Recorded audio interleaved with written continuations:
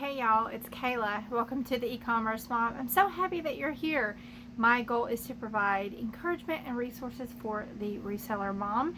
And if you've noticed, I haven't made a video in a while, and I'm going to update you right now. Where have I been? What's going on and what is coming up next for the e-commerce mom? So, I'm hoping to be able to make more videos now because I'm going to show you a new journey that we're taking. So, I have to start back though with what happened. I'm going to try to give you the short version of it because it's kind of a long story. But back in October, my husband got up one morning, he was getting ready for work, and he stepped on a toothpick. Now, this toothpick was buried in the carpet in our bedroom, and it broke off in his foot. Or he thought he had gotten a lot of it out of his foot, or most of it, or all of it out of his foot, but he did not.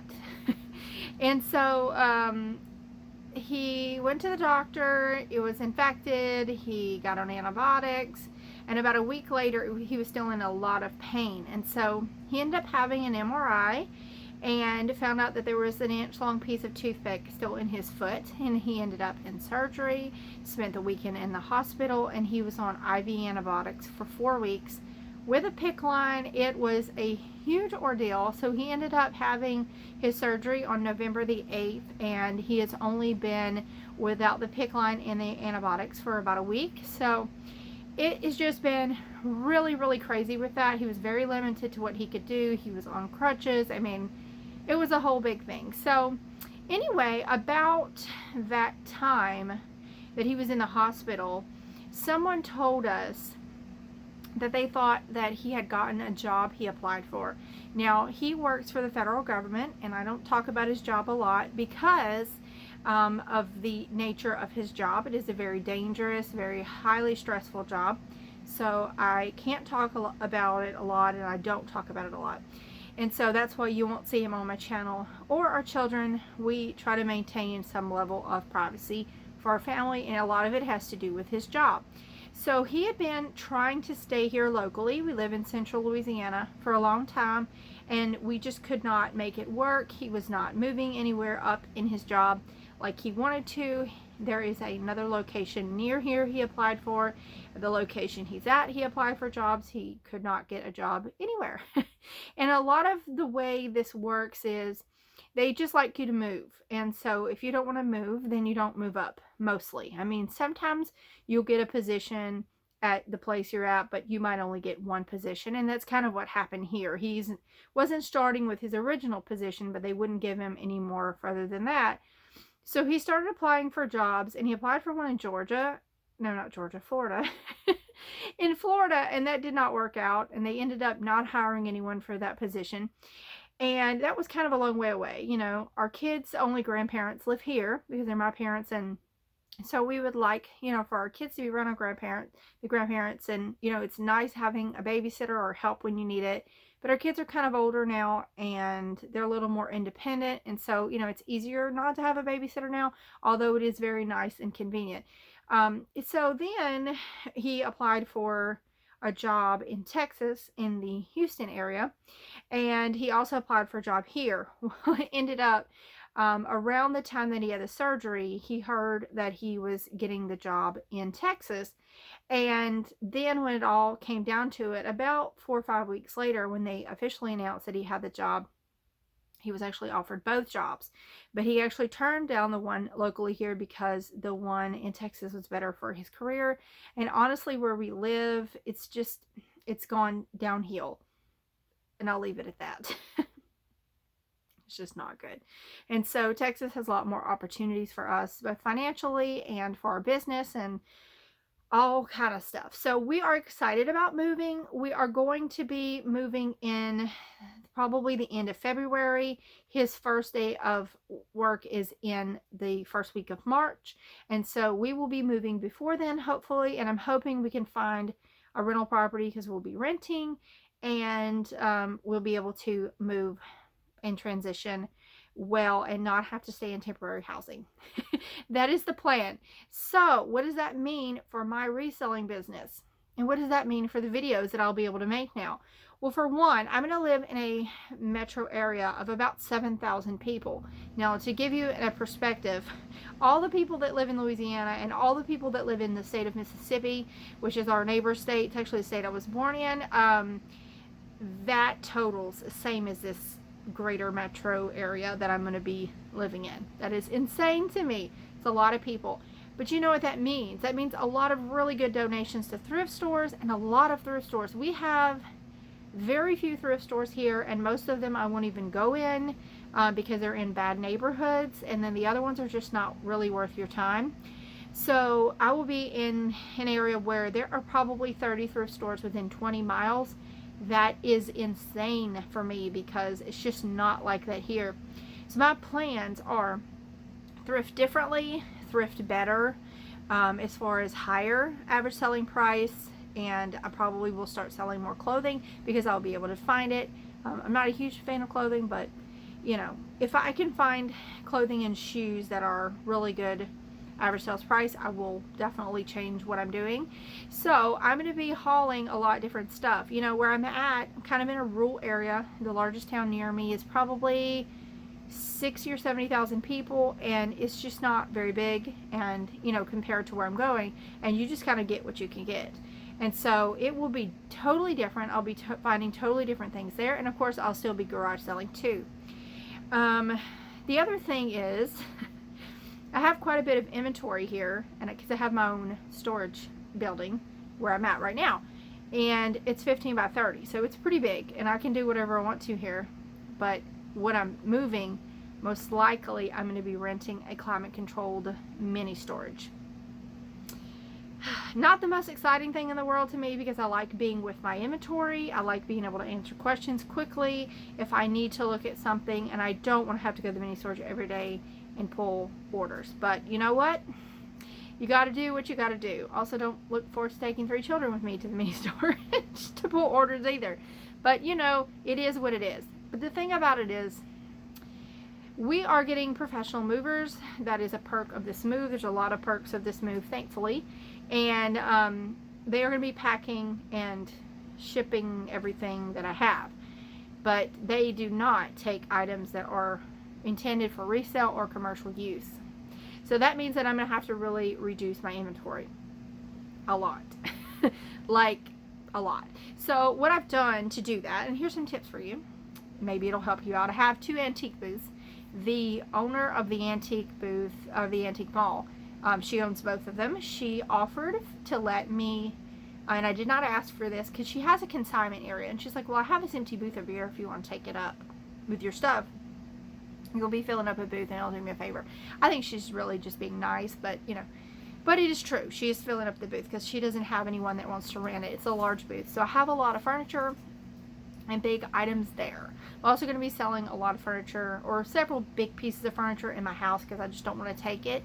It's not my favorite stuff, and we could use the money to help with other things. So definitely not going to lug all that heavy stuff with me. Plus, we can only move so many 1,000 pounds, and so, you know, I don't want to be in danger of that. I don't think we will be. But anyway, I am trying to minimize. I am decluttering as much of my house as possible. So I'm using the antique booth to try to get rid of the bigger pieces that are more valuable. I will also probably be having two garage sales maybe, because I want to get rid of a bunch of little bitty piddly things that are just not worth moving to resell. And we will probably be renting some kind of U-Haul trailer or something and taking stuff with us. I think I can get them to pack the shelving and everything up here, but they probably won't take the actual items. So I don't know. I'm trying to reduce that as much as possible.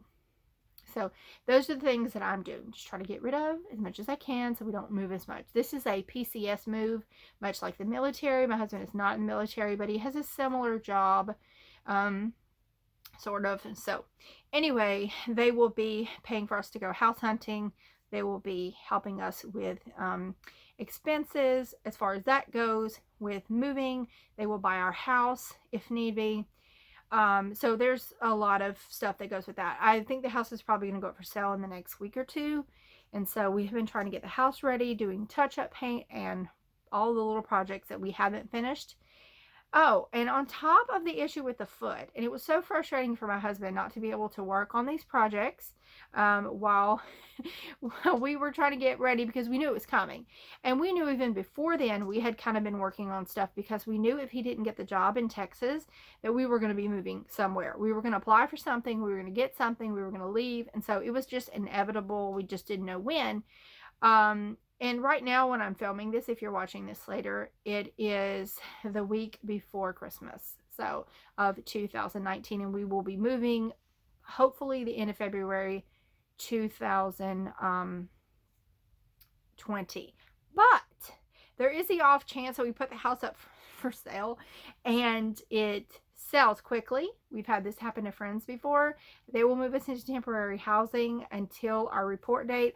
Although I think he could move his report date up if he wanted to, because they're really anxious for him to be, or supposedly really anxious for him to be at his new duty station, and he knows his new boss, and she is like, whenever you can come because we need the help. And so thankfully, the new job is a pay raise. It's a supervisory position over the position he has right now. So it's going to be a great thing for us. But it was so frustrating to him that we couldn't work on any of these projects while he was, had the PICC line in his arm.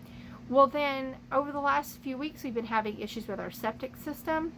And today, today is Wednesday. Tomorrow will be 1 week since the septic system has really worked correctly. And so it's just, we basically have not been able to wash clothes or dishes or really take baths or anything like that. We've had to do that somewhere else because of a septic issue. Now we are paying for a new field line because ours was actually collapsed underground and running uphill instead of down. And this is a gravity type thing where the clear water runs off the top, the solids float to the bottom. Sorry if I've grossed you out. But anyway, so the stuff that's running out is not raw sewage or anything. It's clear water and it doesn't smell, but we can't find the end of it, and not yet anyway. I think they'll be able to find the end of it now, but it runs onto the neighbor's property, although the neighbor gave previous homeowners permission to do that. He doesn't know where the thing is at anymore, and we've tried to find it, couldn't find it. And one reason why they couldn't find it was because the line had collapsed. It's like 4 feet underground, and it's like should not be that deep, and there's a lot of issues with it. So that is an expensive setback that we're having to fix, and we're having to fix a couple of other things. Our next step will be for a home inspector to come look at our home, tell us if there's anything that we need to fix.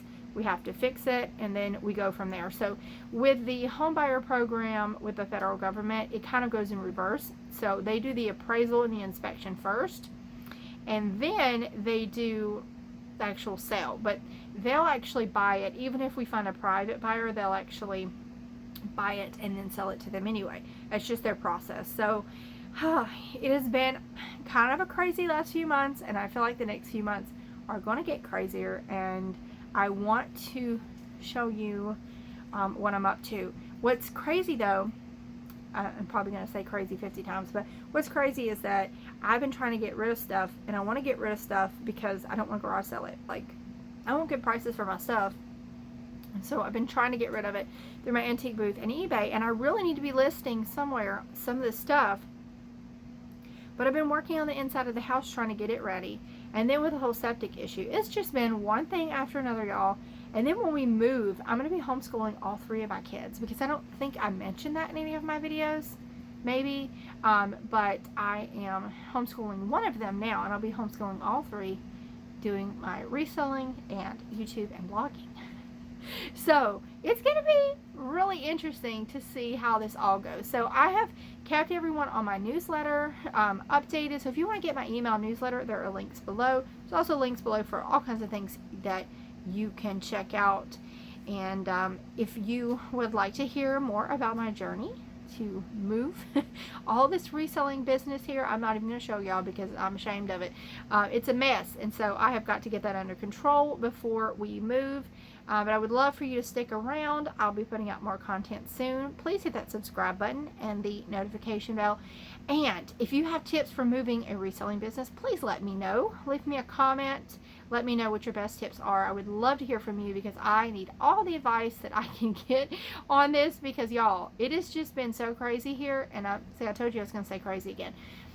So I need all the tips, all the prayers, all the coffee, all the everything to try to get things done. It's probably going to be slim for content as far as blogging content, but I'm trying to make new videos. I do have another video planned. I have the footage done. And I just need to get it edited and uploaded. And you may see me in the same outfit for a couple of videos, because I'll probably be batch creating them, because, you know, you have to do what you have to do. So anyway, thank you for sticking around to the end of the video, and I'll see you again next time.